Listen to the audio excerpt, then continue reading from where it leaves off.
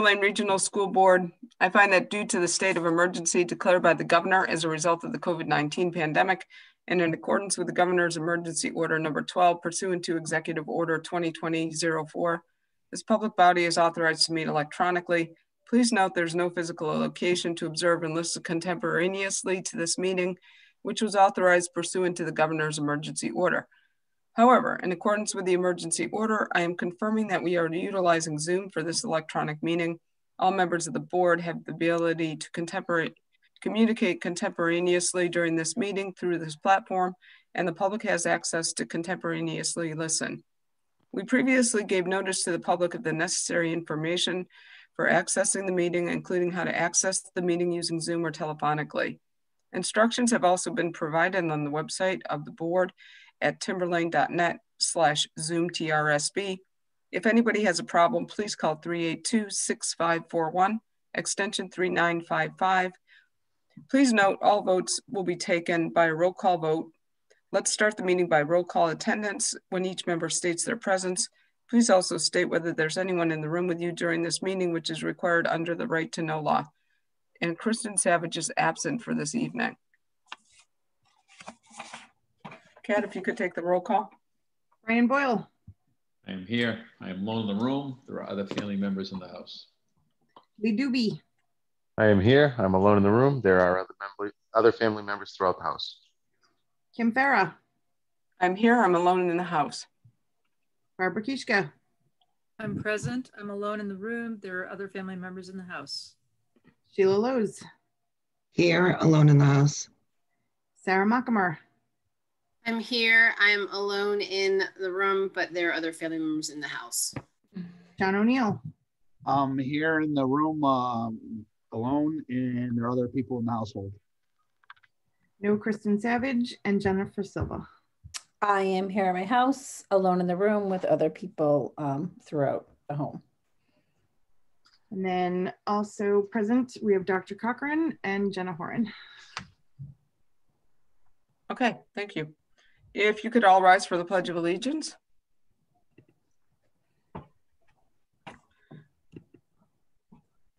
I pledge allegiance to the flag of the United States of America and to the republic for which it stands, one nation, under God, indivisible, with liberty and justice for all. Thank you. Let's move on to the approval of the minutes. We have 3 sets of minutes. There's a draft set of minutes from January 21st. Is there a motion to accept those minutes? So moved. Barbara makes a motion. Second. Kat, could you take a roll call vote if there are no questions? Could we just modify it to accept both the public and non-public meeting minutes? Yeah, we can do that. Hang on one second. I'm just opening up that we did not seal the non-public minutes. There are 3 sets of minutes. There's also the 2-4 special meeting. So I'm going to be abstaining on the non-public. I wasn't there. So if you want to put them all we'll together, have to keep that one separate then. Okay. Well, if you want to amend your motion to approve the 121 minutes and the 2-4 special meeting minutes, we could do that. Okay. Lee, you were there for the February 4th? I'll just leave this motion as is. I don't remember. Okay, let's go. Let's go on this motion. So for the 121 public minutes. 121 public minutes, yeah. Mr. Boyle. Yes. Mr. Doobie. yes. Dr. Farah. Yes. Mrs. Kishka. Yes. Ms. Lowe's. Yes. Mrs. Mockamer. Abstain. Mr. O'Neill. Yes. No Mrs. Savage. Mrs. Silva. Yes. Okay. Moving on to the 2-4-21 special meeting.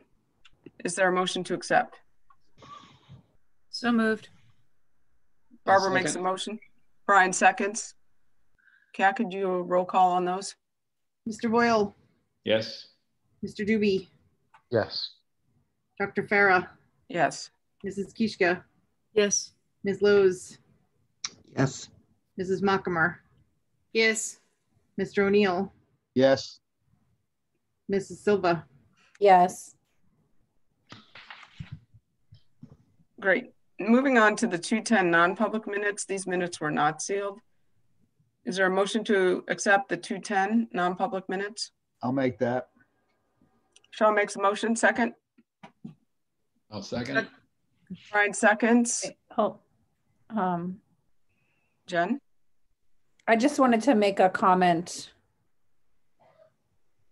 Go ahead. 1, 2, 3, 4, 5, 6. Oh, never mind. It's fine. Got it. I'm good. Thanks. Okay. Kat, can you take the roll call on that? Mr. Boyle, Yes. Mr. Doobie, Abstain? Dr. Farah, Yes. Mrs. Kichka, Yes. Ms. Lowe's, Yes. Mrs. Mockamer, Yes. Mr. O'Neill, Yes. Mrs. Silva. Yes. Okay, thank you. Moving on to the student representative, Jenna is here. And I hear this is your last meeting with us. This is my last official meeting. I'll be here next week to introduce the new rep to all of you.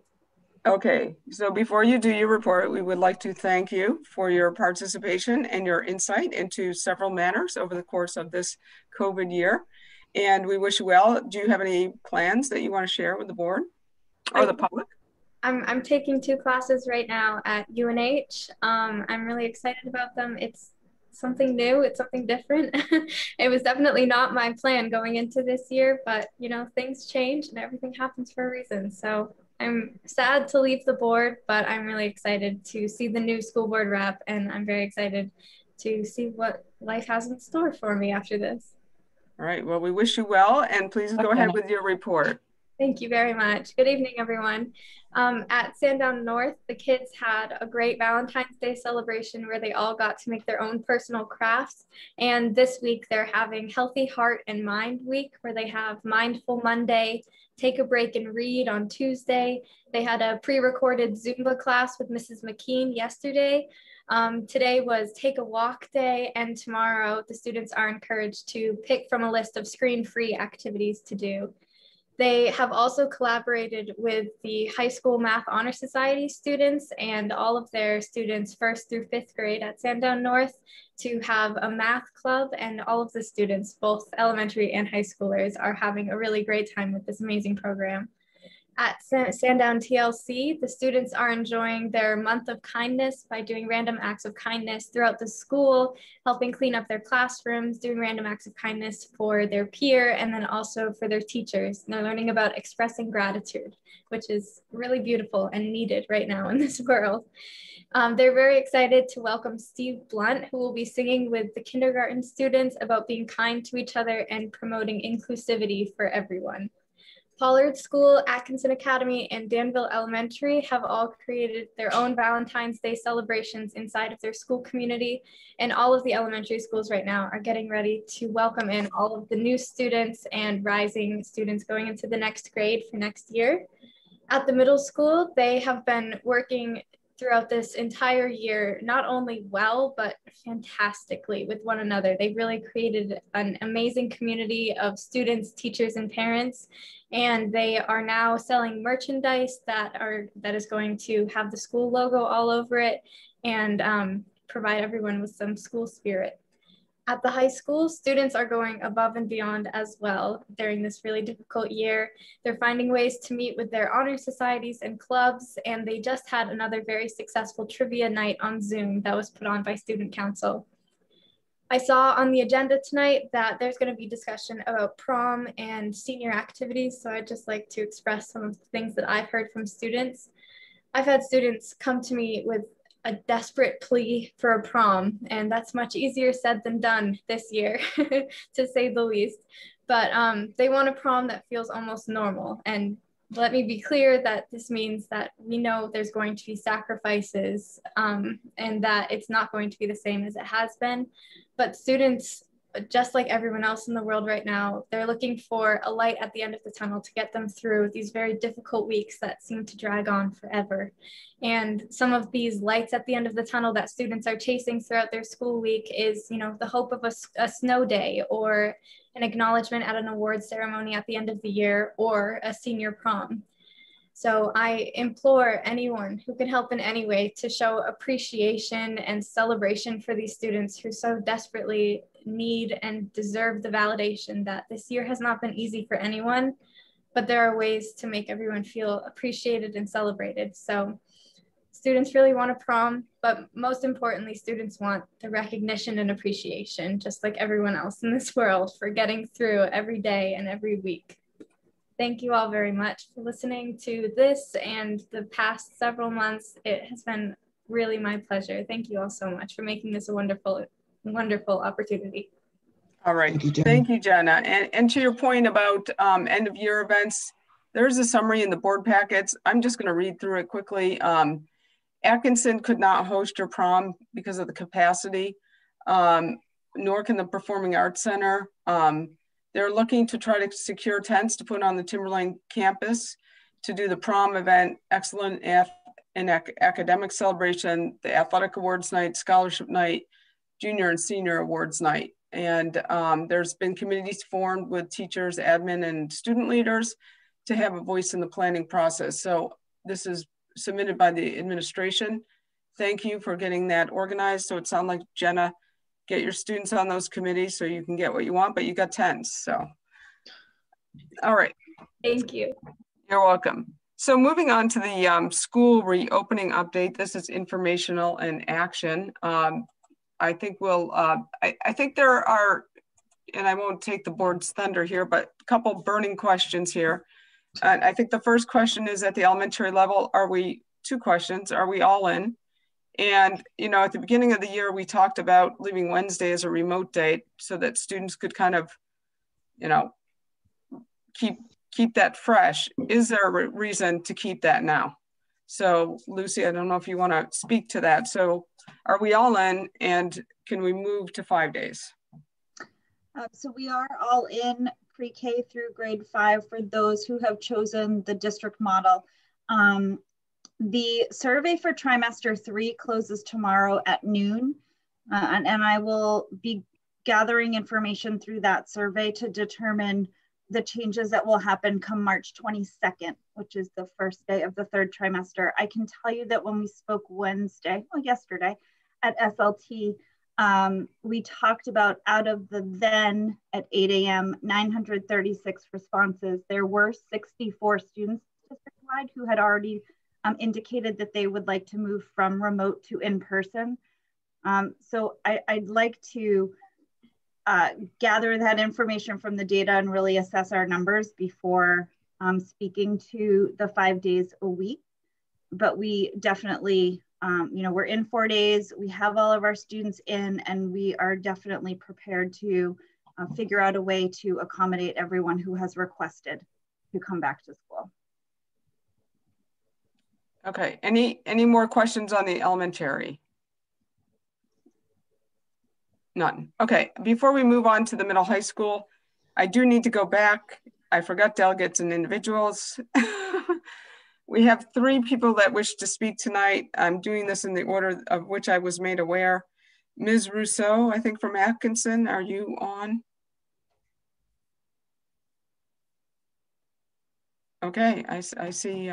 Ms. Rousseau, if you could just, for the record, state your name, state your town, and please try to limit your comments to about 3 minutes. Sure, I'm Amanda Russo. I'm in Atkinson, New Hampshire. Basically, Jenna summed up a lot of what I was gonna say. I have 2 high school students, a senior and a junior. Not sure what's going forward, but I really want to speak to not the education. They have some amazing teachers that are doing amazing things in a hybrid learning situation. And honestly, I think you could put my 2 kids in a paper cardboard box and hand them a Post-it note, and they're gonna do well because that's them. They wanna succeed, like most of the students that we have out there. However, there's not students like that. But what they're missing out on are the conversations, the discussions, the interactions. For an example, my daughter's law class, great class, loved it. Except when she was talking to one of her friends who took it last year, and she said, how'd the trial go? My daughter said, what trial? She goes, you know, the trial where you guys have a jury and teachers come in, students, there's a prosecutor and a defense. Who won? And my daughter had no idea what she was talking about because of this situation. She's not able to partake in that. These are the things that make learning fun. These are the things that make learning real and alive for our students. They need to be in the classroom to experience that. Same with my son. He's in an AP chemistry class. The teacher is doing amazing. I hear them working from home. We're all on Zoom, we're all in meetings, and he's loving it. But what he loved the most was the other day when he came home and his eyes lit up and he told me about the lab he did. He told me about when he saw the interaction of the chemicals, acid, bases, neutrals. Again, not really sure. Chemistry is not my thing. But that's what education is. It's not the grades. It's not the teachers giving assignments. It's the light in my kids' eyes. It's their ability to not be distracted at home, interact with other people, actually take what they're learning and apply it to something instead of staring glazed eyes at a screen. And I know I'm not telling anyone anything you haven't heard already. I'm sure, you know, by the end of the day, this is all, we all know this.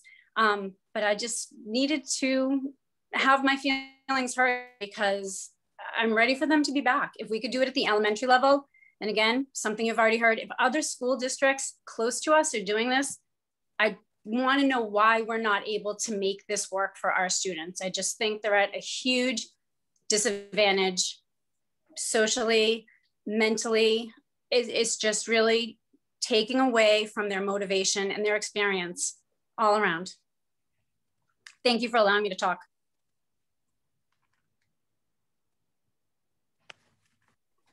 Thank you very much. And we will be discussing that subject shortly. So hopefully you'll stay on. I have Mr. Pelletier. Yep. Up next. Go ahead, sir. Nolan Just say your Pelletier. name and town. Nolan Pelletier, Plastown, New Hampshire. I'm back. Obviously, I don't know if you remember, it's not the first time I've talked. I'm here because this current model is leaving my daughter behind. It does not translate for her. Her education is faltering. Not only her education, but as she was saying, you know, socially, and she's just a different kid. It's been very, very hard for her. I keep hearing excuses that there's not room or lunch or whatever. I know she's in a class all by herself, and there's not even a teacher there. There's a para. I mean, there's empty classrooms. She tells me she's in other classes with 2 people. When I contacted the school, they said it was because so many people are remote. So I'm just a little confused on what's going on here, why we can't get these kids in. It's really detrimental. You know, I get it's working for some kids, but you're leaving a lot of kids behind. And it's, you know, it's like, I don't remember her name, but she was saying it's not just education, it's social interaction, it's their complete well-being, and it's not being taken into consideration. I mean, she plays an orchestra. I see all this stuff going on. I see sports, which I think is awesome. I don't want to take away from that. I think that's great. I think that's great for all those kids. But why isn't the orchestra playing? I've reached out to the music department. You know, like there's a lot of things that are happening that I just don't understand. And it's happening in other, you know, schools right around us. So it's very hard for me. I mean, this has been since the beginning of the year. It kind of seems like we were hit right in the beginning, and we've been here waiting and hoping, and we just get strung along. Because like, if this is what it's going to be next year, I can't put my daughter through that again. I need to make other plans. So I hope you address this tonight. You know, it's just very disheartening for me, because I see my daughter struggling, and I see her, you know, it's heartbreaking. And I just can't put her through it again. So, I mean, we really need to know, the parents need to know what's going to happen. If this is the model next year, I'm not going to participate in it. I tried to, you know, I was here for her because I saw that, you know, I felt like this was the best way. This is her first year of middle school, you know, new interaction, new friends. And that's not what it is. And it's like, it's just heartbreaking. And I really, really hope that, you know, if this is what it's going to be continuing forward, I just urge you to be honest with the parents and the community so we can plan accordingly. Thank you. Thank you. And the last delegate is Ms. Anthony. Hello, this is Sanaz Anthony from Plastow, New Hampshire. Thank you so much for allowing me to speak tonight. I wanted to just speak on behalf of a group of parents who are concerned about our seniors. To say that our seniors have had the most difficult and disappointing senior year is an understatement. These kids have missed out on so much this year. The moments that make our teenage years memorable, and we remember those moments as adults, they've all been erased from our seniors' last year of high school. They've missed out on attending school in person with their friends since last March. They've missed out on going to football and basketball games. The Spirit Week is gone. The Togo Walk is gone. The senior cruise is gone. My daughter plays soccer. They didn't even have a normal soccer season this year.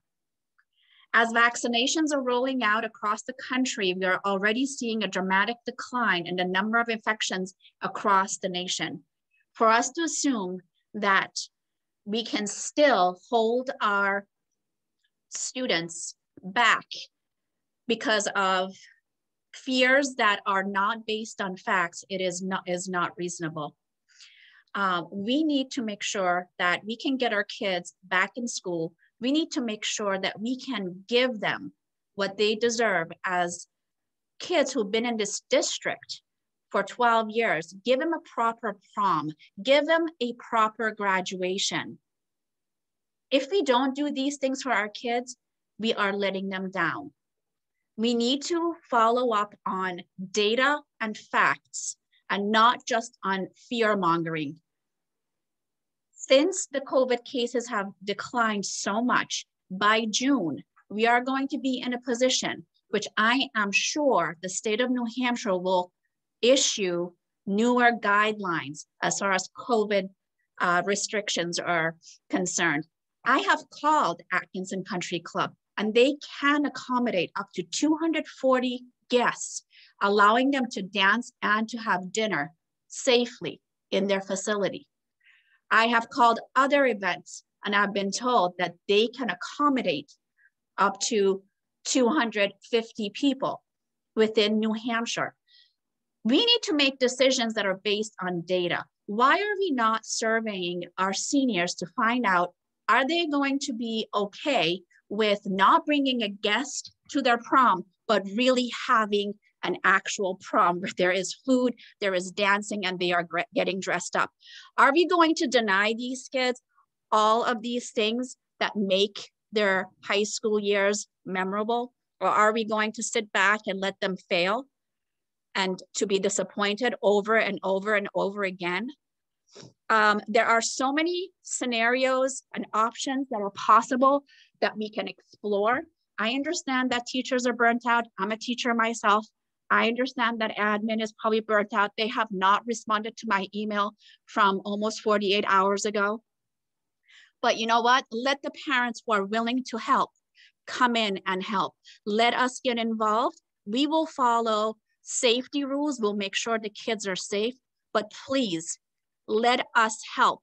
Let us come up with solutions, creative ways to give these kids a proper end of the year with a prom and a graduation. Thank you so much. And I hope that we can make this happen for our kids. Have a great night. Thank you. And if you could take that as an action, maybe bring parents into these conversations about year-end activities. I know it says administration, teachers, and students, but if we could try to bring the parents in, I think that would be good. I'm sure there's a lot of desire to make their final years special. So you may find that they bring a lot of energy. Okay, so I'm sorry, going back now. so we've discussed the elementary, and now moving on to the middle and the high school. And you know, here's the question on middle and high school, and I think we've heard it loud and clear for these couple of parents. When are middle and high school students going to get back in those classrooms? So, you know, we talked about this today. You know, we've been talking about this, you know, ever since, you know, the year started. When can we do that? You know, the middle school and high school has some plans that we could implement as soon as we're sort of ready to go with it. You know, for a while we were holding off on that because of the numbers. But you know, we could transition into bringing more students into the building in sort of 3 stages. The way we look at that is, you know, the week of March 8th, we could bring the seniors in, you know, because they typically drive. We have some typical smaller electives. It gives them more time in the building. It gives us a chance to kind of see how, you know, with the seniors in 4 days a week, what that would look like. Then the week of March 15th, we could bring the freshmen in, get another grade level in. And then the week of March 22nd, in conjunction with the trimester change at the middle school, we could bring the middle school in fully, and then finally grades 10 and 11. So by the week of March 22nd, we could have grades 6 through 12 in 4 days a week for all those kids who want to be in. You know, we would still honor those families that are choosing to be fully remote. So teachers are still going to be expecting to have synchronous classes with remote students. This, of course, though, would reduce the distancing in classrooms. You know, most of our classrooms at the secondary level, if we had all the kids that want to be in, we suspect that we would have, you know, 4 to 6 feet distancing, but you know, there are going to be those classrooms that are only at 3 foot distancing. So, you know, we cannot bring all the kids in and still maintain the CDC recommended 6 foot distancing. So, you know, most of our classrooms would be anywhere between 3 and 6 foot socially distance. You know, we've looked at many different options for lunch. The admin team came up with some solutions to make sure that we could do at least 6 foot distancing with lunch. And some of the options or solutions that they came up with was we'd actually increase the number of lunches that we offer. Some students are going to wind up having to change the time at which they're eating lunch. You know, the middle school, some of those kids would be eating lunch later than they are eating now, but not any earlier than they're eating. We're going to have to use some overflow classrooms and put kids into overflow classrooms to separate those kids. You know, and so therefore, then we have a monitoring or we have to make sure that those kids are being observed, monitored. So we might have to now pay some teaching staff to volunteer to have lunch duty during their prep time or unencumbered lunchtime. You know, like I said, where students are still going to have the ability to be remote. And that, quite honestly, is why we're seeing, you know, some empty, or not empty, but very few kids in the classrooms at the high school right now. Many students are choosing to just be remote, even though they've signed up for cohorts or in school. They're just choosing to access school remotely right now. And we feel as though if we are going to do this, we are going to need to survey again to make sure that, you know, these numbers are where we think they are. But that being said, you know, I've kind of laid out the timeline, but realize that we are going to go down to 3 to 6 foot distancing, and then therefore, you know, if there is a positive case in the classroom now at less than 6 foot distancing, the likelihood of more kids needing to be quarantined is going to increase. But we just felt as though we needed to explain that there. Okay, Barbara. Yeah, so when they do the survey, you're going to make it clear that the distancing may be reduced in some cases from 6 feet to as low as 3 feet, right? Correct. You know, we recently surveyed the middle school students at the same time we surveyed the elementary families, specifically about trimester 3. And at that time, we were thinking that we are still going to be in the 2-day-a-week model, the current cohort model. You know, if we switch over to this 4-day-a-week model, in the survey, we are going to have to be crystal clear that the distancing is going to be down 3 to 6 feet. Okay, and one question, and then I'll get to you, Sheila. Why don't we do March 1st versus March 8th? Let's get these Why can't we push this forward a week? Well, I mean, there is some work that we need to do to ensure that we can do this. We do have to get furniture back into classrooms. I mean, I can go back and talk to the admin team about putting it in March 1st. I can't answer right now because I don't have, the what needs to be done as far as facilities and getting more things back in. March 8th, we felt as though that bought us at least a week to after we're back from vacation to ensure that we can have everything else in place.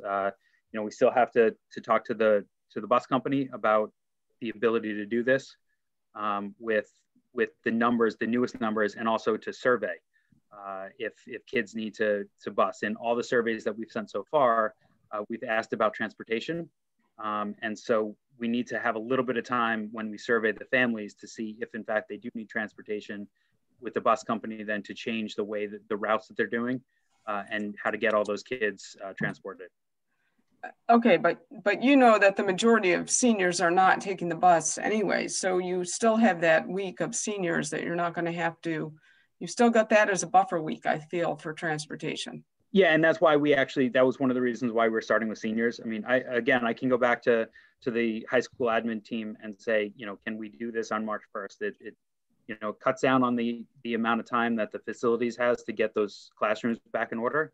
But I can talk to the high school admin team and bump everything up a week. I know that the middle school would really like to transition at the trimester break because it's a nice clean transition for them and bringing those kids in at that time.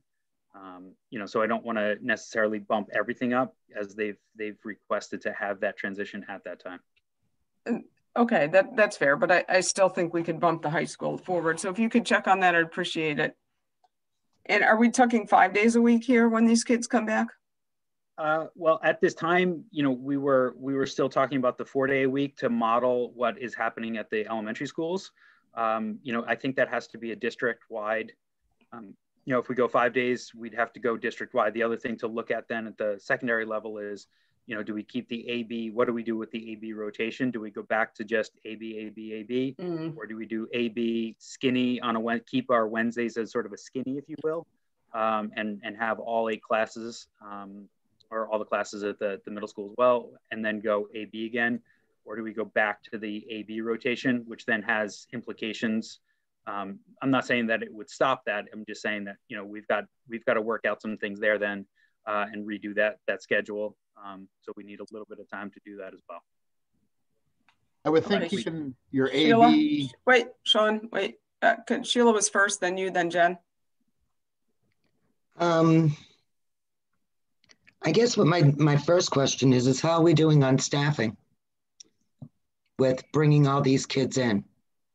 So again, I mean, we're, the staffing level, we don't suspect that that's going to change. I mean, it might, some teachers might go back out, some teachers might come in, but right now we're still going to wind up having some teachers who are fully remote. And the classroom that teacher is teaching into is staffed by either duty people in the building or by those pandemic floaters. So okay, and we still have enough of these people to cover this influx of kids. Yeah, I mean, we believe that we would be able to, because those classes right now are being, like I said, there's already a proctor or a staff member in that room with the class that it's scheduled. We are going to have to change some of our study halls. In fact, we might condense some of our study halls and move them into larger spaces, which actually might free up people here or there. Okay, in the middle school, are we going to have to pull in some more proctors for lunches?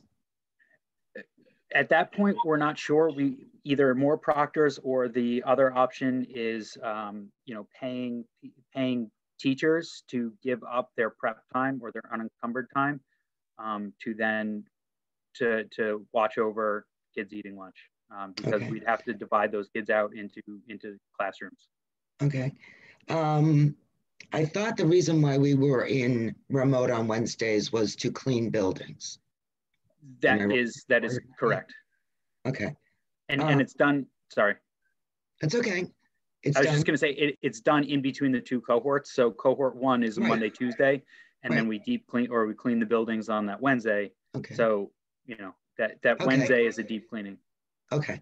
So we now came back from vacation the beginning of January. We're now heading into February vacation. How many in school, high school, middle school cases have we seen come up of COVID in that time period? Do we know? I don't want to know quarantine.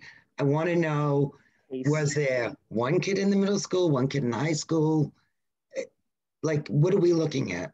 I have the whole district data in front of me.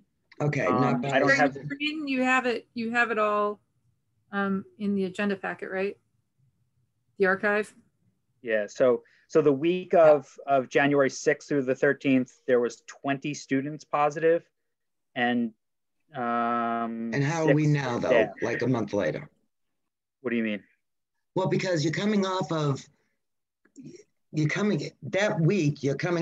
Year's and Christmas. Yep.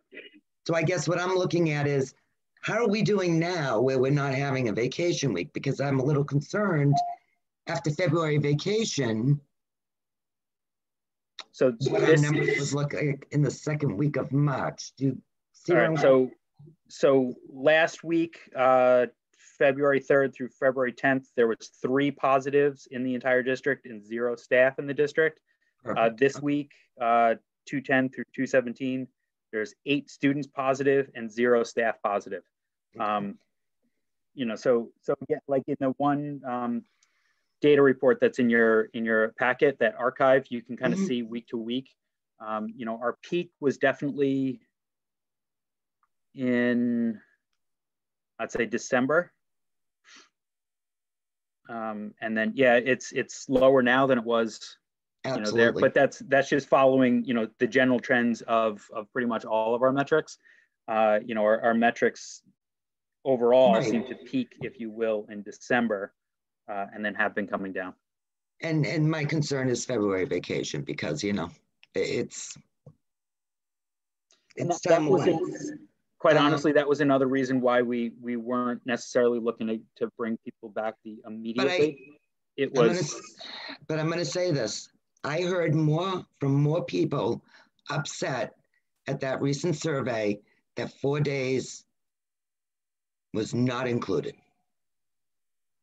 I heard from more people when that survey came out saying, come on, where's the 4-day option? You know, we waited this long, we got the elementary in, you know, very upset people.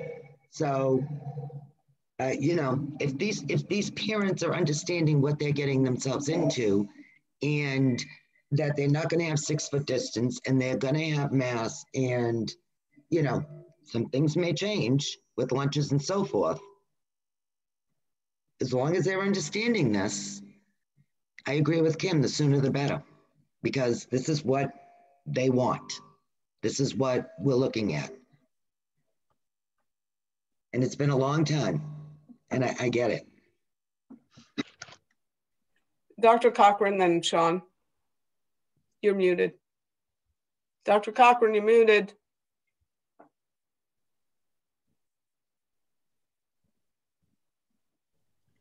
In response to Sheila's question, there's still some unknowns, and this is why we're basically feeling a little uncomfortable not saying that we'll have everything set and ready to go for March 1. In general, what we're looking at is bringing more kids back in the same rooms and just decreasing the distance, as opposed to using more rooms. So we're basically following the same schedule, same classes, so everything is covered, as Mr. Peterson pointed out. We have, with respect to the February break, we talked about this in November and after Christmas, and there were some school districts in the state who went remote for either a week or 2 weeks. South Central superintendents discussed what the general trends were after those 2 times. And in general, it didn't show a significant increase in COVID spread. In fact, some districts like us reported essentially the same level. There was some increase in quarantining, but that was due to exposure, potential exposure of a student in the home came to school, there wasn't enough social distancing, and so we quarantined more, but we didn't see a significant increase with respect to spread because, you know, right now we have a couple of cases, I think, Mr. Peterson, that we think were possibly, but we don't have any convincing evidence that it had to be internal spread. So we're very pleased with that piece, but just trying to make sure that we get the mechanics right. As we're moving more kids in the building, it closes the distance and it gets away from some of the things that we're trying to do. Keep cohorts, you know, clean, not intermingle students so much. That will happen. It is happening a bit in the elementary. I'm sure I was in one of the schools today in terms of just looking at, you know, how we're moving in and out of the building and that sort of thing. So we have, administration has worked very, very hard, and building administration has worked very, very hard with maintaining social distancing. Kids want to be kids. And so we have to understand that sometimes there's going to have exposure for reasons that are not malicious, but just kids wanting to be kids. It has been a tough year on everybody. Parents have had a difficult go. Students have, you know, we've had employees who've had to spend extra time and support for their own family and others, and everybody has really, you know, soldiered through this and put in a good effort. I think our concern is just that we need a little bit more time to plan, especially around the lunches. But I think the goal is there. If we can pull it off by the first for that first group of students, we will definitely try to do it. If we still have some uncertainty, then we may have to wait a little bit longer. But much of that uncertainty is around staffing and whether or not people will volunteer to give up their prep times and things like that in order to cover those classes. Okay. People did a great job of doing that in the fall, and it really made a significant difference. And clearly we wouldn't be where we are without the pandemic floaters, even though there is a significant cost to those. But that's where we are. We're trying to squeeze out a little bit more. We believe that we can do this, and we just want to do it well. Okay. Thank you. Sean? Yeah, what I was going to ask is, well, more of a statement is agreeing with Mr. Pedersen's comment about the scheduling, you know, the AA and then the skinny day and the BBs. Is yes, I would think you would want to keep that, you know, and just not have as many variables moving around, let alone introducing a whole new scheduling system on top of that. I mean, you know, it's better when you only have one variable changing than multi. Sure. Agreed. Thank you, Sean. Jen? Oh boy. I don't even know where to start here. I was happy to hear Amanda comment about AP chemistry being able to do experiments. I think Mr. Pedersen probably knows what my comment on that is going to be. I think all of these students are seriously missing out on their labs. These kids are not doing any labs. At least my kids aren't in their classes. So whether we get back 4 days, 5 days, 2 days, we've got to get this type of learning back in the hands of these students. Lunches, I'm certainly hoping high school isn't going to any earlier lunches. Again, I'll share my own experience. My daughter has a 10:30 a.m. lunch. We can't do lunch any earlier than that. And kids choosing to access school remotely, I don't know if Jenna gets the same impression that I do, but they're choosing to access school remotely because it's very depressing to be in school right now. They don't see their friends. They're sitting in, you know, the library with masks on doing their homework in their free periods. I think, I gotta be honest, I'm not even sure. A lot of the seniors are so checked out right now. They're over it, they're done, they're frustrated. Even if you told them they can go back 4 or 5 days, I'm not even sure how many will. I think a lot will come back, but the sooner we can get them back, the better chance we have of hanging on to them. And if we're just talking about the group of seniors, I don't think it should be a stretch to get them back March 1st and keep those other dates, the 15th and the 22nd, for everybody else. These seniors are already going to be done sooner. Their classes wrap up before everybody else. So please get them back in the classrooms. What my other notes I had here, sorry, bear with me because I was trying to be very patient. If we are going to be mixing all the kids back together anyway, I'm not sure why we need a deep clean day on Wednesdays. Why can't we clean the school other times? Because the point of the Wednesdays was to keep the cohorts separate, but if we're bringing everybody back, then there's not going to be those cohorts anymore. So I'm not sure what point the deep clean is at that point. And then my last comment that nobody touched upon, and I don't know if anybody's considered it, I think more people will be driving their kids to school rather than putting them on the buses. That pickup line and drop-off line is completely obnoxious on any other year. I think it's going to be maybe even worse. I, in the past, have offered suggestions, and I'm happy to talk about it again at another time, but I don't know if we can stagger those start times or dismissal times a little bit more to prevent everybody from congregating outside the school lined up. If we're trying to keep people a little bit separate, kids are going to be waiting a long time, especially the middle school kid. The parents start lining up so early. Out, please.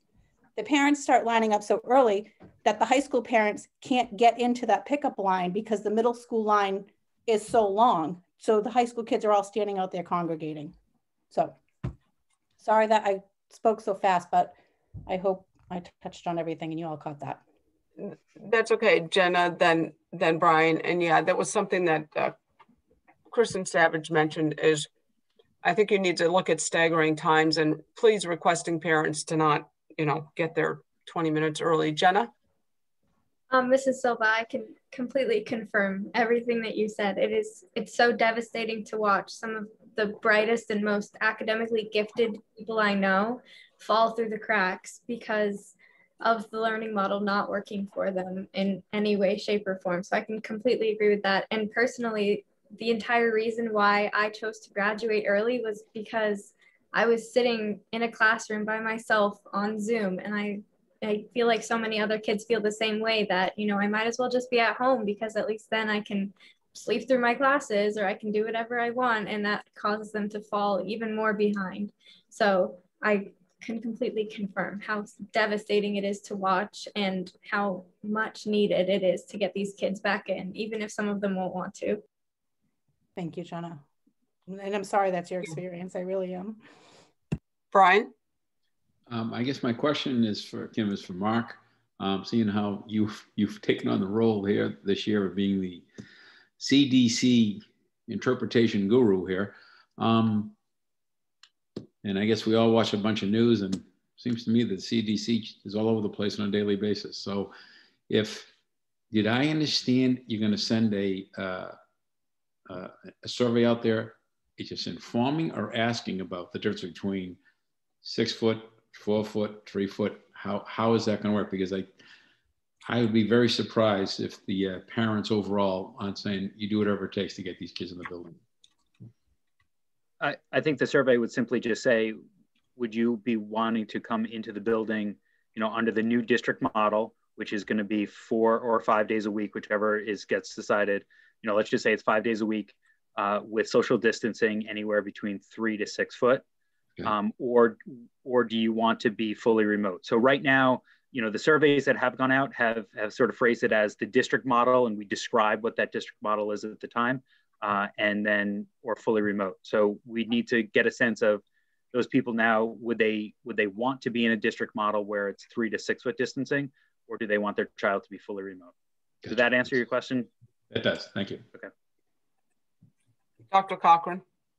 And until we survey, we won't get an idea of the number of students. But my concern is that at the high school in particular, even parents and students who are saying we're going to be fully back, whether it's 4 days or 5 days, I think, we've heard pretty significant evidence already that we can't predict which kids are going to show up on which day. So in the elementary school, we're able to say, based on the surveys, we expect the social distancing in your child's class to be X. And that would be a fairly stationary number. I think that's going to be a lot more difficult to do at the high school. And I think it's going to, you know, move up and down depending on attendance patterns. Mr. Patterson, does that make sense? Jen? Sorry, one more comment that I noticed I had jotted down that I didn't mention. I heard somebody speak to if we do 5 days a week, we need to look at doing that district-wide. And I would ask, why do we need to look at that district-wide? We brought elementary school students back 4 days a week, and we weren't committed to doing that district-wide for everybody. So yes, the goal is 5 days a week, but if we can only make that work right now for the high school or certain grades at the high school, that is how we phased it in for the elementary school. So I see no reason why we can't look to do that, you know, maybe starting at the high school and phasing it back down the other direction. Okay, so I guess in summary, what I'm hearing the board say is that we want students back in the school as soon as possible. We'd like to see you push back the seniors to get in for March 1st. Those seniors don't have very much time.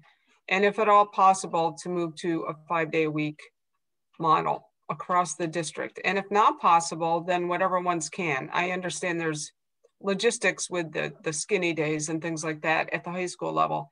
And that, you know, you let parents know that the middle school, the reason there's a delay is that it's really the request of the administration, I guess, to wait another couple weeks. I don't know as I'm necessarily for that, but that's what I'm hearing. And I'll let Barbara and then Mr. Pedersen go. Oh, I was just waiting to hear the answer about why it has to be district-wide for 5 days. Okay. Can somebody answer that? I think that, you know, one of the reasons was the consistency, the transportation, the logistics that occur as a district. You know, I don't think it necessarily is bound and it has to be that way. I think there's, you know, some components that work well doing it that way, but we can definitely look at doing high school 5 days a week. I don't want to speak for elementary. You know, Ms. Kanotis can speak to elementary, but we can definitely look at that for high school. You know, there are those logistics of the schedule, but if we're going to stick to the AB skinny AB, you know, we can keep that schedule going that way. Okay, Mrs. Kanotis, did you want to say something? No, I guess I was just going to follow up and say, as long as we have a week or two to prepare, I think for elementary, it's just really a matter of shifting some of the strategies we're using. We want to make sure that we are not using the same space with different groups of students if we're going to go to 5 days, because we don't have that cleaning day in between. But I think that we absolutely could move towards a 5-day model once we have all that data and all those numbers. Okay, great. All right, so we appreciate your efforts on this, and you can update us in 2 weeks when we come back again. Moving on to the 21-22 calendar. In your packets, we're looking to take action on the first read on that calendar. So I'm just pulling it up. Are there any questions or comments on the calendar? Somebody want a motion for a first read? Jen, and then Sheila. Just question on the calendar. I'm noticing most of the PD days are on Wednesdays. I know at one point our district looked to do PD days, you know, around holidays, vacations, long weekends. I don't know if it's feasible to get back to that. I know parents and students really appreciated that. I'm not sure the impact on staff that had, or if there's a reason why they're all on Wednesdays. Go ahead, Mrs. Alain. Yeah, sorry, Jen. We did consider that, have some conversation around that. In the past, we had seen, you know, attendance levels. It had impacted in some way, shape, or form, not consistently, but that was a consideration, something that came up.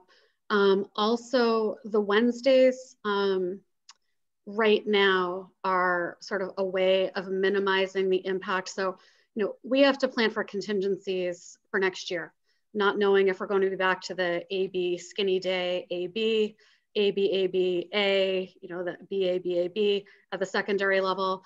That Wednesday right now felt like a way for us not knowing if we're moving to that as a backup, if, looking ahead, minimizing the potential impact to the AB days, if that makes sense. So the skinny day would be the days where we have the PD.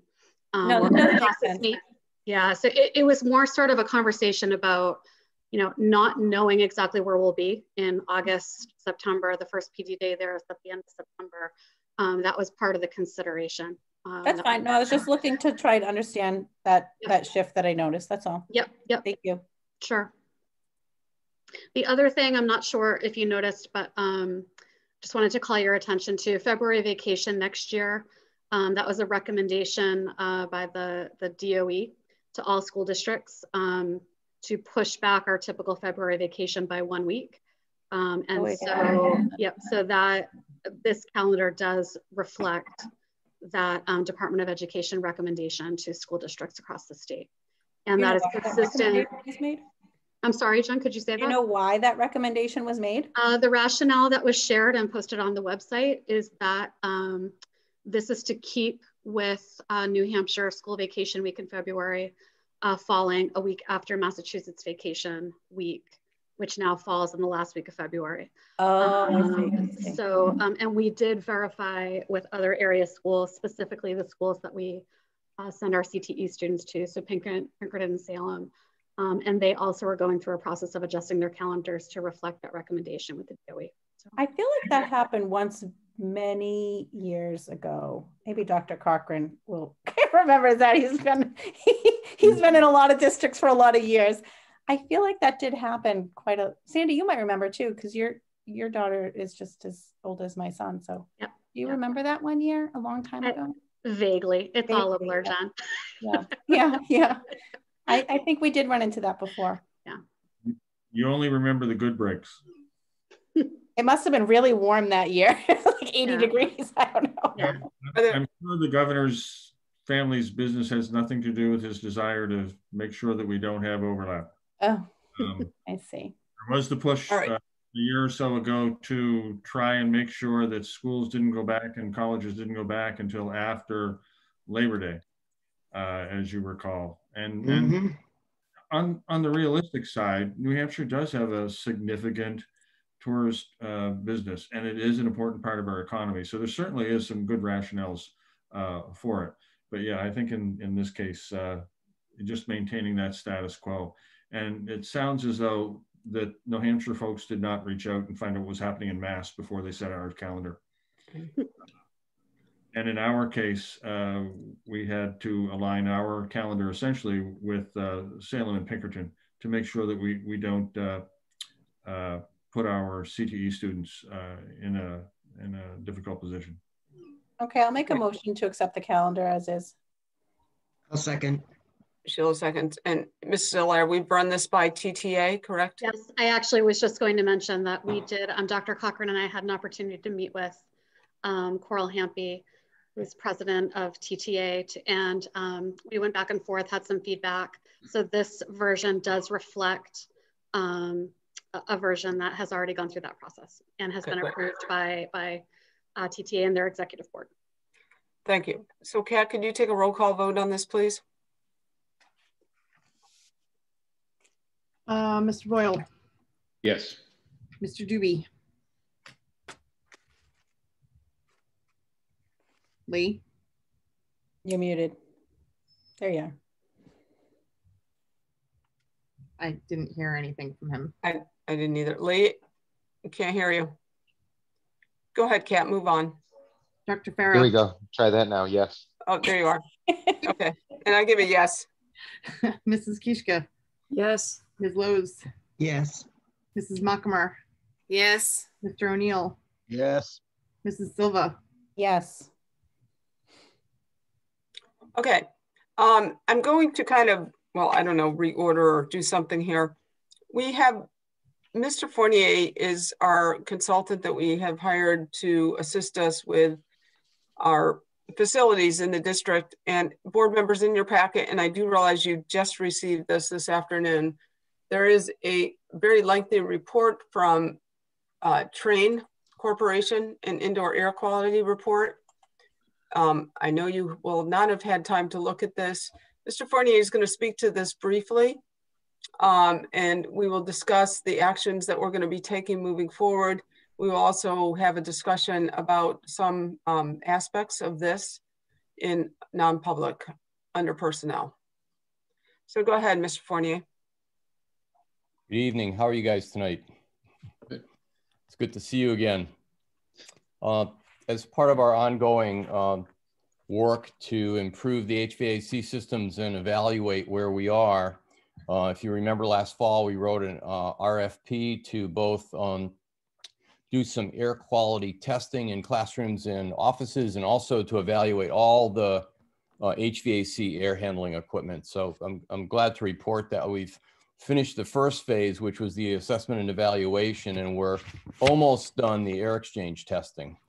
And about a week ago, we received a report from Train on the assessment and evaluation of all the air handling equipment. So this would be rooftop units, some of the air handling units that are in the basements, and exhaust fans on the roofs that would exhaust air from things like bathrooms and kitchens and some other common spaces. So they were on site doing this evaluation from about January 15th to February 5th. And basically they looked at about 191 pieces of equipment, significant work. They provided a really professional, detailed report. They provided actually more information than we asked them to. They were helpful in providing some parts information for pieces of equipment that we can then put in the school dude work order system at some point down the road. What I did is I did a quick overview of their findings, and I categorized them into 6 categories. One was high priority repair, replacement, or cleaning. Kim, do they have this table, the small table also, or just the Train report? I think we just have the report in the packet, because that's an Excel file, right? Right. Yep. Your summary, no, that is not in this packet. PDF, the Train report. Good, cool. So I basically categorized these 191 looks at the equipment into 6 categories. One was high priority repairs, replacement, or cleaning. Number 2 was cleaning, basic cleaning required as soon as possible. 3 was review for capital funding and incentives.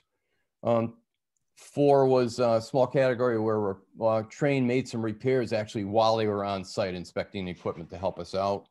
5 was the units were in good condition at the time of inspection. And then category 6 was we need more information from Train to dig a little deeper into the units. So the concerning news was that categories number 1 and number 2, which are basically high priority repairs and cleaning and some other miscellaneous cleaning, covered 86% of our equipment. There's significant work that needs to be done to bring our equipment up on line in an appropriate manner. And I know Kim will talk about that later, but that was the major finding in the report. And what we're doing now is we're working with Train to figure out next steps on how we proceed with the repair and maintenance work. And we'll be coming back to you in 2 weeks with some proposals on that. Barbara? Thank you, Mark. In the report, quite a few systems were off and apparently not evaluated because they were turned off. Can you speak more to why they were off and how you're going to proceed on those? So sure. So I've got those in category 1. We need to really look at those in our first pass again. So those units could have been off because they were on a timer and the timer was off at the time of inspection. They could be on a thermostatic control and they might not have been calling for that unit at that particular time. Or the unit might be dysfunctional. So we need to go back and do a deeper dive into those pieces of equipment. You know, the thermostatic control could be broken, but it required more work than, you know, on site with that piece of equipment. So that's why we coded them like that, so we would know to go back and to do more work. Yep. Thank you, Jeff. Hi, Brian. Mark, so do you, so we don't really have any idea of the value of this work right now? We're still working with them on that. So one of the things I wanted to explain is this is the kind of work that's really hard to price. So think about if your washing machine broke down and you called in a service technician and they basically kind of took a quick look at the unit. It'd be really hard for them to give you a price on how much it's going to repair that until they really tore it down. It could be a broken belt or it could be a burned out motor, you know, and those are vastly different types of repairs. So we're working with Train now to try to figure that out. It's not like saying a rooftop unit has died and we need to replace that rooftop unit. We'll get a price, you know, we'll go out to bid and we'll get a price on that particular piece of equipment to replace it. So Brian, it's significantly more difficult to price that kind of work, even from an orders of magnitude point of view. And because there's so much work that needs to be done, it makes it even more complicated.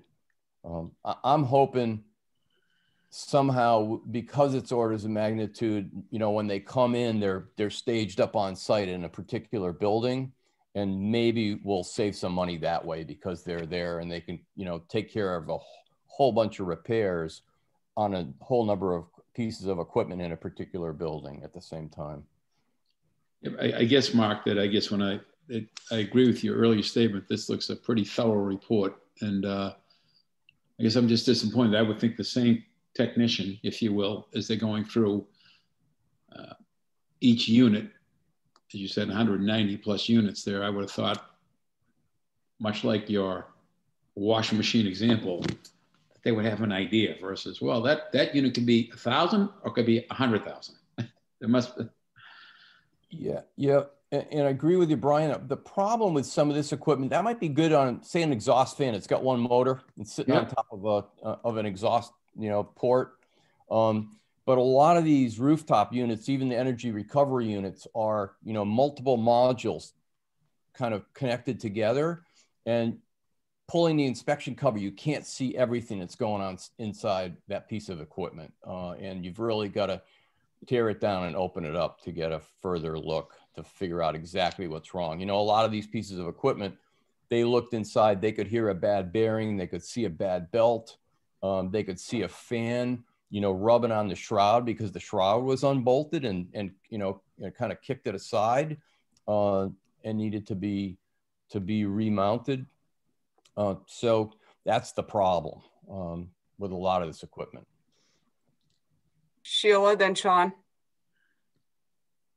First, Mr. Fournier, thank you. We've been trying to get this information for months. So thank you. You're welcome. That's first off. I'm seeing a bunch of belts and I'm seeing that cleaning is needed. Help me out here. What is a regular maintenance thing? Would that be a cleaning, a checking of the belts, that kind of thing?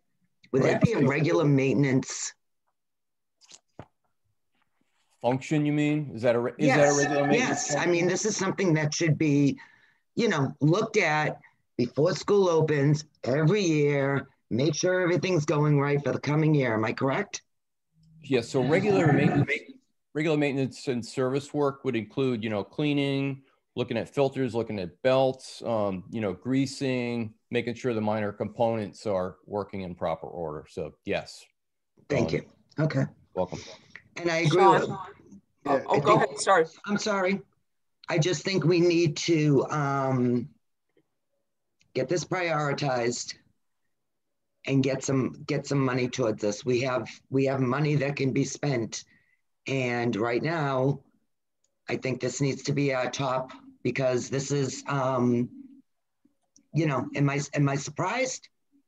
A little bit, yeah. I'm kind of shocked at how that regular cleaning and belts are on this list.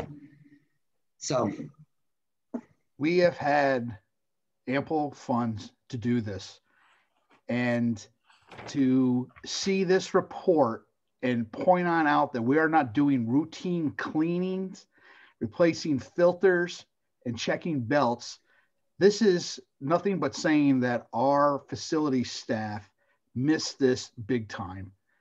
I can't believe, and especially since we've had a year of almost our facilities with COVID floating around, and nobody has decided to say, maybe we should check our HVAC, and this should be probably one of the first things that our facilities people had tackled. To find out this report and have it as dismal as it is, and this is I can't even believe this report, to be honest, how crappy it is, and decorum's preventing me from saying what I really want to say. But thank you, Mr. Fournier, for providing this report. It speaks the truth, and it's, you know, hard-hitting and in our face with facts. And I'm really disappointed in our staff that have let this report be generated about our facilities. Jen? Wow. I was very surprised to see this report. This, again, like Sean said, this is something we have been asking about for a while. HVAC is not something that this board has been ignoring. I'm looking at an executive summary from September 17th, 2020, and it sounds like the information in this executive summary is not in line with what this train report says. And I know we spent money on having a group come in. That was the Lawson group. Mr. Dowd, could you speak to Mr. O'Neill and Jen Silva regarding this? I think facilities falls under your bailiwick. It does, yes. You know, I think it's important to remember that much of the equipment that we have out there is, for the most part, I would say, at end of life. We do have a maintenance schedule in the district that is far behind, and we're doing a lot of very good, very solid catch-up work. I don't have, and certainly my impression of what was going on with some of the items in the report is quite a surprise to me. So I will leave it at that. Well, I mean, for example, this Lawson group report says, talks about filters, and we were all very clearly told that the MERV 8 filters that we're using are in fact appropriate, and air quality in rooms were tested. Many were very good. Some, it was just filters needed to be changed, but now it sounds like we weren't even using the right filters, even though we were told we were using the right filters. But are you talking about the MERV 13 yes. filters? So that's the ASHRAE standard, and you know, we are on very low velocity systems. And one of the discussions that we had at the time was that the higher the rating on the MERV filter, the more restricted your airflow is. And so a decision had been made at the time, I believe, that we were on MERV 11 or something lower than MERV 13 to a degree by design, being on a low flow system to begin with. It would further reduce our airflow numbers. Now, granted, this report does not include our room air exchange testing results. Okay, so the filters on the rooms, Mark, maybe you can answer this one because this is not at all my area of expertise, but the filters on the rooms could be different than the filters on the units that you're reporting on? Mm-hmm. They could be. I know that in the train report we're talking to them about now, they're recommending that we go to MERV 13s for right now. Yes. To provide the most protection. And then as we go through the systems and make some adjustments, we might be able to reduce some of the filters down to MERV 11s for now. And then hopefully when we're out of COVID, the COVID issue, we might be able to think about that again. But they're recommending MERV 13s for right now to provide the most protection. But Mark, we're drawing in external air, which doesn't seem to make sense why you'd go with a MERV 13 versus a What's their rationale for that? Because that's a different rationale than we got from the previous company. Correct. So I think what they're talking about, Kim, is that they're talking about going with either an 8 or 11 on the outside, on the 100% outside air systems, and then using some MERV 13s in some other spots. Oh, okay. Okay. My understanding from previous discussions was that all we had was external air coming in. So you're telling me that we have both external air handling units and we have some that are recirculating internally? Yes. Okay. Well, that's news to me. Okay. That's okay, Mark. Dr. Cochran and then Sheila. Just wanted to point out that when the Lawson report was done, it was a sampling of classrooms. The ASHRAE standards call for air turnover of 3 times per hour, air exchange in the room. And we wanted to get a feeling for how the buildings were. And so those allowed us to see whether or not we needed testing and balancing. Balancing of the system really refers to when air intake is coming in and then is split across different rooms. The testing and balancing may show that the air that comes in through one main vent is distributed unevenly, and therefore the balancing piece is of balancing the airflow. Mr. Fournier, did you want to give a little bit more technical description between the difference in the work that Train did versus the work that we asked the Lawson folks to do, because they really had 2 different functions. Right. I mean, I think we're pretty clear on that. I mean, what Train has not yet done the work that Lawson Group is doing. Right. Train's next step is to do what Lawson had already done once, which is to go through the air changes. They haven't. That's not in this report. No, they're doing that now, and it should be done by the end of the month. And they're doing it in a much more detailed manner than was done before, based on industry standards. Okay, Sheila, and then Sean. Sheila, you might mute. I'm going to ask my CIP folks, as far as system goes in HVAC, how much of this was noted in our CIPs? I don't know, Sheila. I'd have to go. But do you understand where I'm going with it? I understand where you're going with that. Heavy on HVAC. I mean, excuse me, what? We were very heavy on the HVAC. I mean, that's pretty much what we were going to devote most of the available capital towards.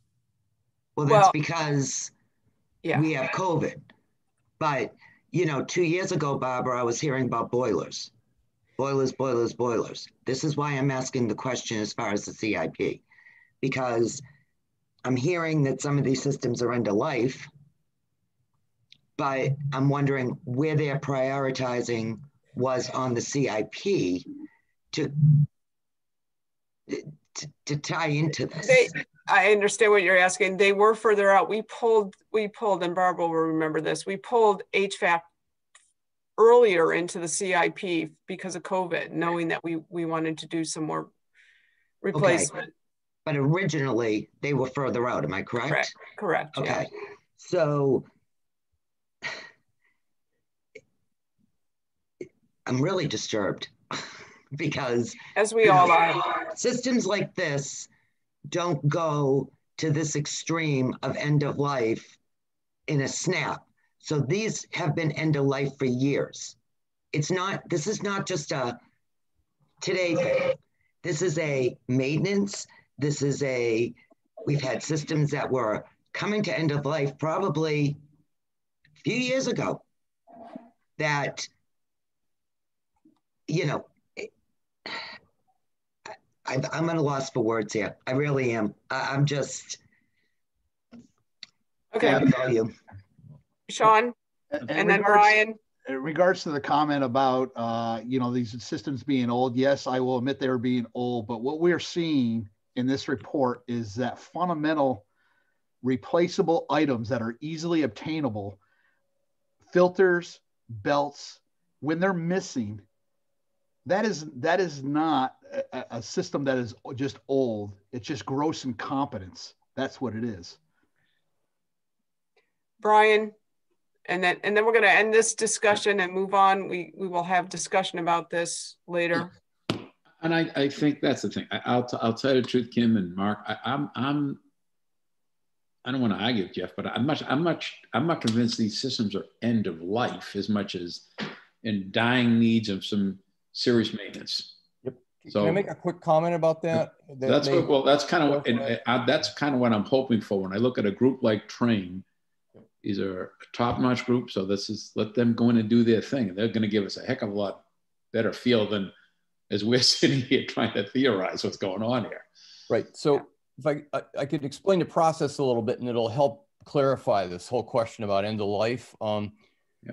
Don't tie those two things together right now. So what we're going to do is we're going to look at, maintenance and repair, right? And as we go through maintenance and repair, part of what we're doing through that process is if we open up one of these units and it's a mess inside and we look at the repair costs and the service costs, we may come back to you and say, hey, this thing is a capital replacement item, right? But for a lot of those pieces of unit, I'm hoping a lot of those units, we're going to go in, we're going to do the maintenance and repair work, and they're going to be fine for now. And we're going to be able to estimate, how many more years we have there. And that's part of the process. So if you try not to mix those two things together right now, we'll come back to you with more detailed information that'll help clarify those issues. Okay, and one last comment before we end this discussion. I'm concerned now that Train is going in and doing error exchanges in those classrooms. And I hate to say this, I'm not sure you want them going in there if you know that you already know that 90% of your systems are not operating correctly, Mark. I don't know as we should spend the money on that. Why don't we take that money for now and spend it to get the systems operating? Because if we don't, we're going to have to redo it. So it's the best way to explain this. So we were running parallel tracks, right? We were trying to do the assessment evaluation and the air exchange testing because that was what we were tasked to do because the major concern was air exchanges, right? So we wanted to test the air exchanges with the existing equipment in its current state. And that's what we were asked to do. And so that's another thing that you have to be a little careful about connecting because yes, in certain cases, say you have a blown belt, that's going to definitely affect airflow, right? And it's going to affect your air exchanges. In some cases, even if you had the wrong belt on, you may be getting the same air exchanges, but you might not have a balanced system. So that's what we're looking at now. We'll be able to rebalance that. And we've been talking to Train about how to deal with that. And so we're running those parallel tracks. We didn't think, I would never have estimated that, 86% of the equipment in the district needed significant work at the front end, right? And so I think we're going to be fine with that, and we're going to come up with a good solution at the end. It does affect it, but I think the money that we did to do the air exchange testing is going to be money well spent anyway, and we've talked to them about that. Okay, that's fine. We'll have to trust your judgment on that, but you see where I'm coming from. Oh, I do, and I know it sounds counterintuitive, and in some ways it will be a problem, but I think with both pieces of information that we have at the end, we'll be able to come up with a good solution and get us in good shape. Thank you. Mark, I think we're all set for tonight. We appreciate you coming on and your work on this, and hopefully you'll continue on. I expect we'll see you in 2 weeks with a better idea of what this is going to cost the district. You will. Thank you very much, Mark. You're very welcome. Good to see you guys. Huh? Have a good night. Thanks. Thank you. Take care. Okay, so moving back to consultants contracts, we have hang on a second, I gotta get the second page here. We would like to extend the contract for the SPED consultant, who is Beth Rincon. We've approached that $10,000 limit under current contract. In your package, you have another contract with up to a maximum of $7,000. And this was previously noticed that that we would waive the bid policy BGF. So Jen, where's my policy guru? Do I need to waive the policy and then vote on this bid? Or I don't remember this conversation, and I apologize. Hang on, let me look at that. And I'm trying to. Oh, there's so many things in this agenda packet. I know. I did see the contract, the $7,000. BGF is on waiving policies. I'm just opening it up now. We noticed noticed there was something in here about student services, though, that special ed related services. Yes, there is. Yes. Mm-hmm. There's a SPED contract here. Summary. Oh, here it is. The summary. Hang on. I'm trying to open 5,000 documents. Because we're not really going out to bid for something. This is for specialized services for students. Right, unless DJ is waived. All right, so we need a motion to waive policy DJE. Say that again, Kim. We are looking for a motion to waive policy DGE to allow for ongoing consultant services to exceed $10,000 for special education consultant Elizabeth Rincon. Maybe Dr. Cochran can weigh in as to why we would need to waive that if there's an exclusion for special ed related services. Go ahead, Dr. Cochran. The policy is actually DJE, not G. I think it just allows for more transparency. I mean, if we have a waiver for special education, but I think in this case, we've entered in somebody who knows the district, who has been providing these services. We have needed those services in order to be compliant during this time. We've absolutely needed the capacity. We've saved a lot more money by virtue of this. And the estimate was that $7,000 should get us through the rest of the year. That amount is similar for Mr. Fournier. He's done some tremendous work for us. In fact, some of the stuff that he's done for us has saved a good chunk of the money that we're spending for him in terms of energy conservation and things like that. I am not questioning the contract in any way, shape, or form. I think it's been amazing. I am so thrilled that Beth Rincon has agreed to come back and help us out. I know how much she was appreciated when she was here before. If it's possible that she's appreciated even more now, I'm not even sure that's possible, but I just, if everybody wants to waive the policy because you feel that that's what we should do, that's fine. I just didn't think it was necessary for special ed. Absolutely do, because we need the continuity in both of these fields. It would be a complete and utter waste of time to ramp new people up on this, and in some ways almost impossible. We have two very talented people. So this is the sort of situation that DJA is created for, in my opinion. Mm-hmm. But my point is that these are just continuing contracts on the same terms.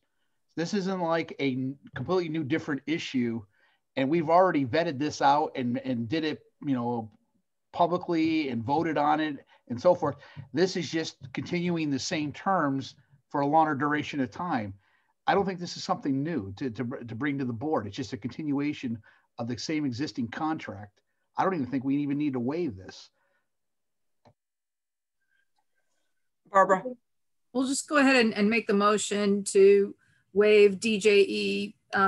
So bidding pause, the bidding policy, so that we can extend Elizabeth Rincon's contract past $10,000 up to a maximum of $7,000 more. Second. Okay, Barbara makes a motion, Sheila seconds. Kat, can you take a roll call on this? Mr. Boyle. Yes. Mr. Juby. Yes. Dr. Farah. Yes. Mrs. Kishka. Yes. Ms. Lowe's. Yes. Mrs. Mockmer. Yes. Mr. O'Neill. I'm going to agree with it, but as I said, I don't think it's needed. So that's a yes. That was a long yes. Yes. Mrs. Silva. Ditto, Sean, yes. Okay, moving on. Is that the only one we needed to do? No, we're not doing anything with the HVAC right now. So that's the only one we needed to do as far as consultants. Okay. And we thought we might need to do it on the HVAC, but we don't have anything yet. So I had asked for that to be changed if we had something, but we don't. The next item is the Plastow Old Home Day request. I thought there was supposed to be something in the packet. I don't see it. Plastow's requesting to use school facilities for Old Home Days in August, just because they'd have more space. Is there anything in the packet, or are we just going to, in general, allow for it? Barbara, are you going to speak to that? So Plastow Old Home Day is exploring venues, and they're just seeing if Timberlane might have a venue that they could use. So they're just trying to get an idea of price and availability so that they can evaluate, if they could have it here and when that would be. Okay, Sheila, then Jen. I have two questions. We have sports camps going on at that point and possible band camps. Well, I think that would be, they would work around whatever the district schedule is. I mean, if Plastow is interested in doing this, I think the board should say yes, but work with the administration to figure out what days will work. And it's traditionally on a Saturday in June. Around June 20th-ish. Yeah, it's usually just before 4th of July weekend. So it wouldn't interfere with like band camp, and sports camps are usually in August. So. And what about graduation? Do we have a set date for that yet? Because we were late last year. I think, Sheila, all of those factors are being taken into consideration as we've been working with Plastow Old Home Days. But the bigger issue is actually our late spring season and the impact on potential playoff games on the district. All of those factors are being taken into consideration, both in terms of planning the location of the venue and scheduling the dates. So those are robust discussions. Jen? I thought you said they were looking for August, a date in August. Is it August or July? I think maybe it is August, because I think they're trying to find a time when there's not as much COVID going around. In Plastow, is park not an option? It is, but an option they're considering. I mean, because my concern with a date in August is all of the school sports ramping up. That's what I just said. And we're getting our fields ready for a sports season, and then, using all those fields. It's just something to think about. And if they have a better option or a different option, it might be better. Okay. Yeah. Well, there's no permanent. As long as it works around everything, but I just want to make sure that our students are our top priority, honestly. It sounds like, Barbara, if you want to take it back to Plastow, is that I don't think the board has any great objection, as long as the administration, they coordinate with the administration, put it on a date or time that will work for us. So is everybody okay with that? I don't think we need a vote. Just if they want to work, I don't. So we have permission to continue working with Jeff to the possible date. Everybody okay with that? Okay. Yeah. All right, moving on. Thank you. Then the next thing on here is staffing, and board members. In your packet, there is we have both there is sorry, there's just so many documents here. There is a lot. Oh. What was the name of this document? The RIF detail? Yes, the RIF detail. So we're starting with sorry, what oh, here it is. It's way down near the bottom. It's like the 5th document from the bottom in your packets. So there's a request by board members to clarify or eliminate officially the positions. The last time we had a discussion, we had asked Dr. Cochran to come back to the board. The board approved approximately $2 million in cuts. We did not specify exactly which those lines were. We are now, over the course of the next several meetings, before we have to go to contract renewals or issue contract renewals, we are now going to start to look specifically at which lines that we're starting to remove from the budget. So this packet, we're looking for action to remove these lines or these positions for next year's school year. Is that, for lack of a better word, Sheila? Makes perfect sense, but I have a question. Is this, the actual motion was to remove $2 million from the budget in salaries and benefits from the sheets that we were looking at that were presented to us at the time. Okay, yeah. Right? Okay. So is this the beginning of this process? Yes, this is the beginning.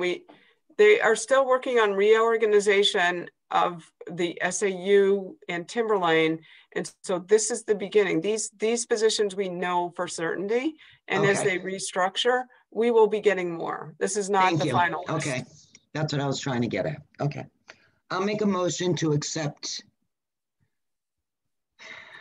document year 2022 RIF detail positions that are outlined in the document presented to the school board to the grand total of $1.247465.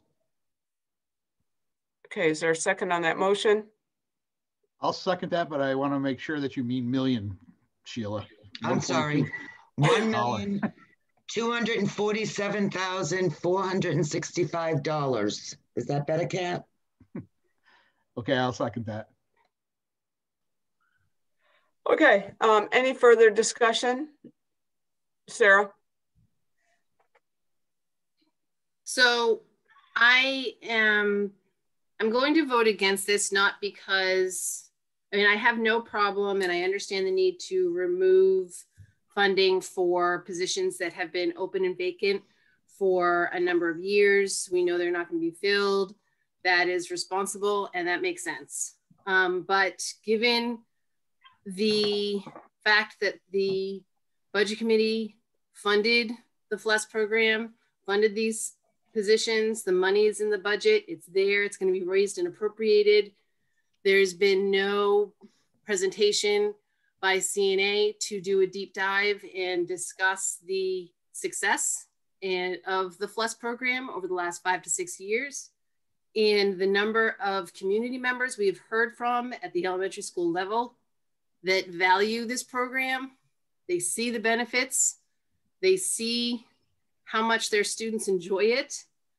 I am, once again, speaking out against removing the funding for these positions. I think it's wrong. And because of that, because both of those sections are included in this RIF detail, I'm going to have to vote against it. But I just want to explain why I'm doing that. Okay, thank you. Jen? Just a quick question. As we go through some of these documents, can you just, it is helpful for me to see everybody when we're meeting and speaking, but can you just share the document even just briefly? Because I feel bad that the public doesn't see what we're talking about a lot of the times. Are you asking me to share it? Yeah. Like, can we, or I guess I could. I'm sorry. I have somebody? Actually I've got two computers going because I'm looking at the document on one screen and I'm looking at people because I can't see people if I'm sharing my screen. Yeah, I know. It just, and not this document alone, but just it makes sense what you're saying because but it's normally when we're in a room we have it projected up on the screen and then people can see that, but thank you. If at least we show it briefly, because then what happens is I can't see all the board members like right now. So is there any more discussion by the board? All right, if not, I'll just make a comment. I mean, I know we have heard from a lot of people that enjoy the FLES program. The one thing that nobody's really talked about, and I will speak to it because I have had people reach out to me that feel as though the FLES program hasn't been all that they expected it to be, and that they are fine seeing it go away. And of course, I know people don't want to speak publicly about that because it puts them in you know, a position, compromising position sometimes. Mm-hmm. But I just wanted to make that point that there have been people who have reached out to me. A lot of, well, I won't say the grades, but yeah. So Okay. we've heard from both sides for sure. And I appreciate everybody who's reached out. Thank you. Kat, can you take a roll call vote on this, please? Boyle, Yes. Mr. Doobie, Mr. Doobie, I think, has left the meeting. He notified me he needed to leave. Dr. Farah, Yes. Mrs. Kishka, Barbara, Yes. Ms. Lowe's, yes. Mrs. Bachmer, No. Mr. O'Neill, Yes. Mrs. Silva, Yes. Okay, thank you. Now we are going to move on to SAU 106 staffing. Dr. Cochran, I think this is all going to be a non-public discussion. Yes, this is in the non-public session, materials confidential. We'll discuss this in non-public. All I will say is we are starting to look at SAU staff, and we are continuing on discussions about building the SAU 106 staff. So board members will discuss this when we move into the non-public. Moving on, the next item on the agenda is the auditor's report. Maria has let me know, and Mr. Dowd, currently, and this is impacting our withdrawal, or our withdrawal is part of this. We're in a situation now where we have an SAU audit that needs to be done. We have a Timberlane audit that needs to be done, and Hampstead is behind 2 years in their audit. Now, why that impacts us is as we withdraw from the SAU, rightly so, the auditors need to clear the books for not only the SAU, but the organizations that are subsumed underneath the SAU. So Maria is starting, the auditors are starting to come in and work, and I thank the board members who went back and signed packets. I'm requesting the board or whomever, we need to let the business office focus on the audits getting done, keep everything off their plate as much as the board can for the next 2 months so that we can get these done in preparation for the withdrawal. So that's all the information on the audit. No action. Maria, I don't know if you want to jump in, or Mr. Dowd, but that's kind of what I've heard from you or Dr. Cochran. Go ahead. Yes, as you mentioned, well, as you all can imagine, conducting 4 audits before June is a big task. It is going to take a long time from the business department. A lot of dedication and a lot of hours are going to be needed for this. So as Dr. Farah said, if you can let us perform this task and with the least interruptions possible, that would be really appreciated. And again, we're here to serve you and to do anything that we can to give you the information that you need, but at this time we will need the time. You're a little crazy right now. Got it. Good luck. Thank you. Thank you. I'll be with you. All right. Moving on then, superintendent search update. The board has interviewed finalists for the superintendent search. We are not yet ready to make a formal announcement as we are still in negotiations with finalists. We will update the public as soon as we know. It may be in the form of a press release, or it may be at the next board, whichever comes soonest. So policies, Jen, we've got a myriad of policies here. Oh my gosh, I know. Listen, this is good. Policy committee has been working like amazing together. I hope once I'm gone, it will continue to run as smoothly. The bulk of these are second read, so we went through them all last week. Does anybody have any questions, or would anybody like to make a motion to accept Just trying to find them. Where are they? Policy note packet. They're about 5 from the bottom. Okay.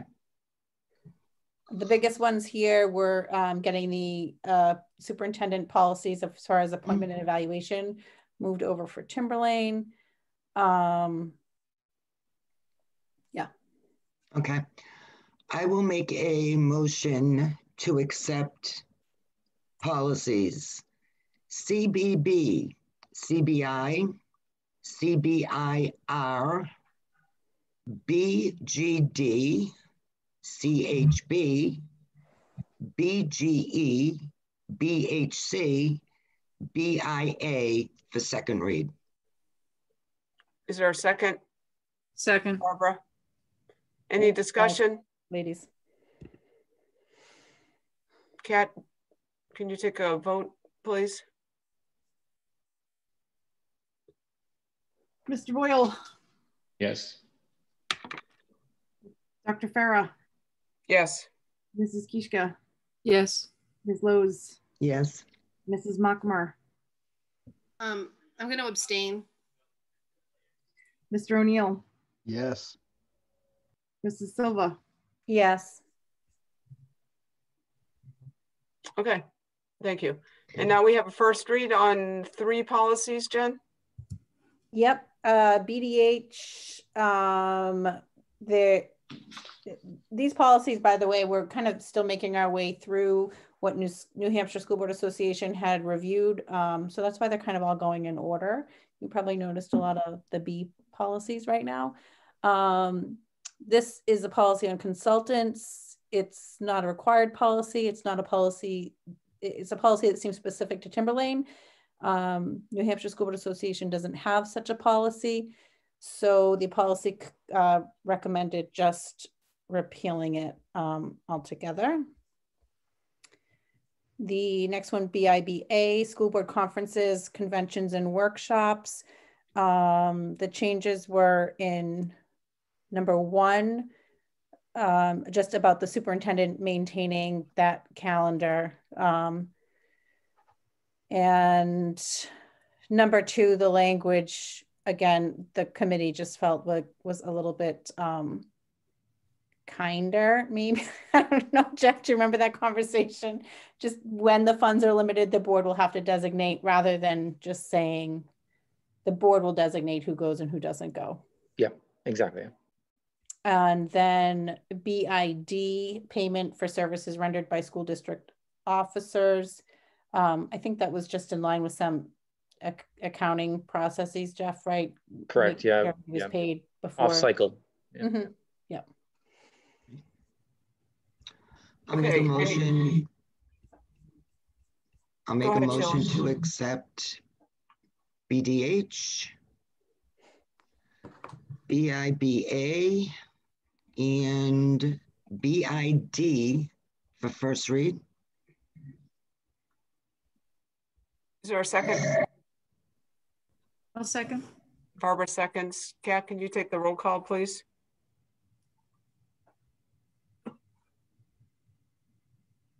Mr. Boyle. Yes. Dr. Farah. Yes. Mrs. Kishka. Yes. Ms. Lowe's. Yes. Mrs. Mockmer. Yes. Mr. O'Neill. Yes. Mrs. Silva. Yes. Okay, thank you.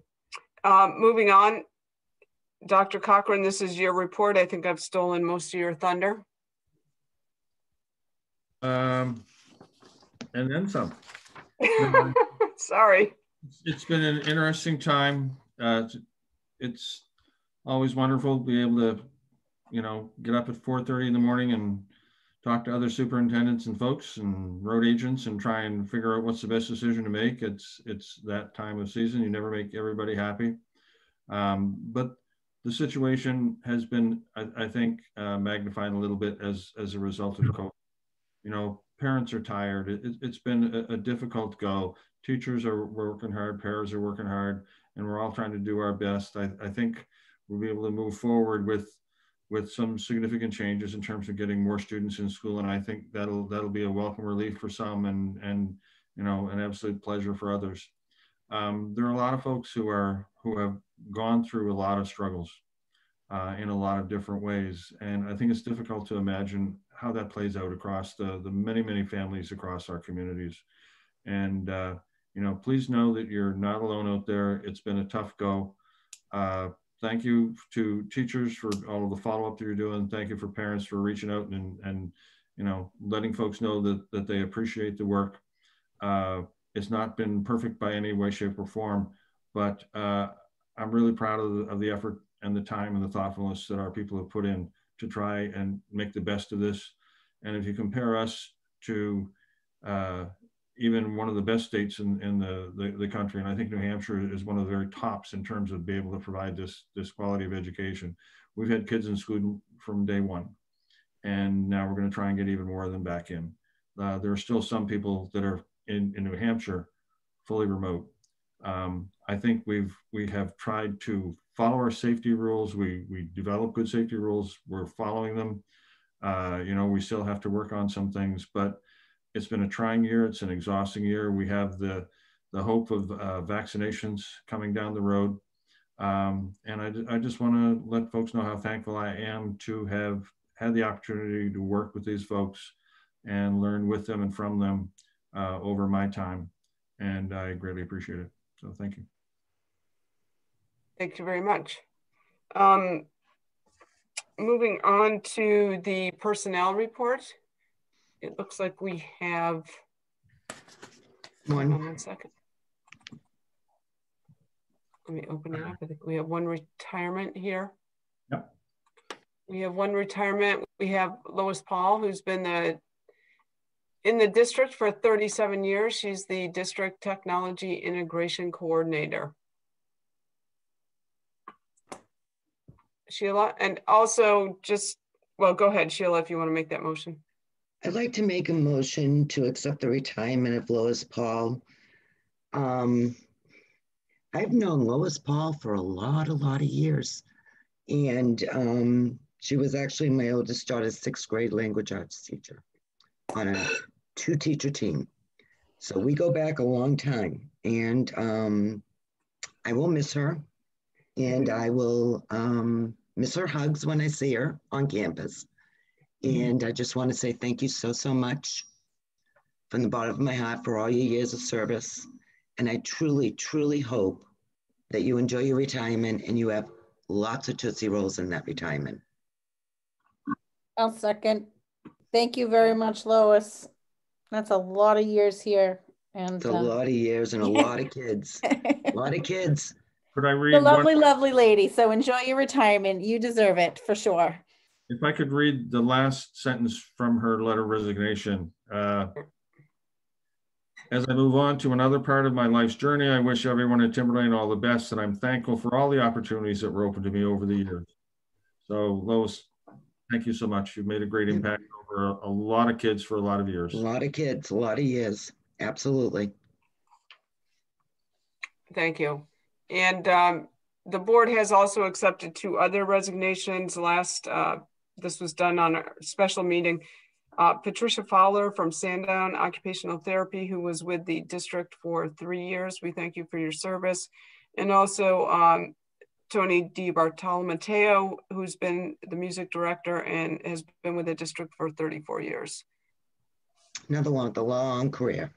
No, Mr. D, since I was 13. I was in 8th grade when he started with the district, and he had all 4 of my kids. He is going to be greatly missed. And I hope he enjoys his vacation. He's done above and beyond for a lot of years. A lot of years. Thank you for your service. Thank you, Mr. D, and thank you to Patricia Fowler as well. Yes, too. For her time with the district.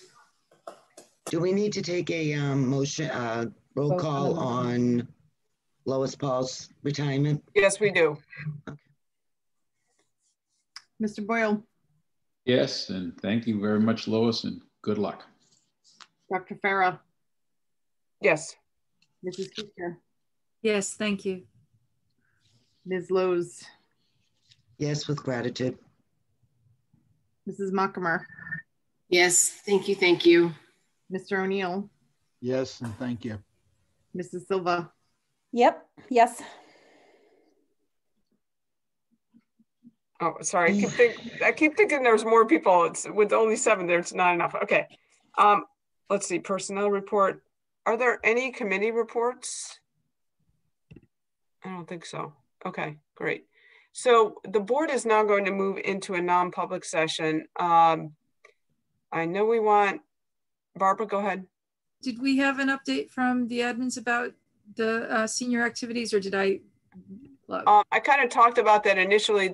There was something in the agenda packet that I spoke to after Jenna spoke about what their plans were. Okay. I just didn't know if we were going to go into any more detail. Right. I think that's the detail that we have right now. So thank you. All right. So anything else before we exit? I know Maria's going to come into the non-public with us. Dr. Cochran, it would be up to you. I don't know if we want Mr. Dowd in the non-public initially. Probably not. Probably not. Mr. Dowd, if you could just be available if we need you come into the non-public. So I guess it's just Maria. I don't think we need Sandy Allaire either. Will we need her after? I don't think so. Good night, Sandy. Okay. Night all. Good night, everybody. And board members log off, and then there's a new link for the non-public. Uh-oh, Kat. You need a motion and a second. Oh, a motion to go into non-public under. Second. Under. Whoa. Who motioned and who seconded? I motioned to go into non-public, but I don't have my number. Denied. You gotta have the number. Barb? I don't have my little folder from Mrs. Belcher. I missed that. A and L, the dismissal, promotion, or compensation or disciplining of any public employee in consideration of legal advice is usually the ones that you choose. Well, no, it's this is gonna be. There's the hiring of any person, matters which, if discussed in public, would likely adversely affect the reputation of any person. That's the one. That's the one. So ding, ding, ding. Let's do C. We're entering under 91A:3, section 2C. That would be the motion. Yes, that's my motion, Kim. And I second. Sheila is my second. Okay. It takes a team to get this done. And you don't need me for this, I'm taking it. Sorry? You don't need me for non-public? No. Okay. We just need you for a roll call to go in, I guess. Yes. Take it away, Kat. Okay. She looks like how I feel right now. Mr. Boyle? Yeah. Yes. Mr. Boyle. Yes. I'm still here. Dr. Vera? Yes. Mrs. Kishka? Yes, with a 2-minute break.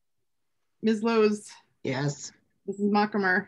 Yes. Mr. O'Neill? Yes. Mrs. Silva?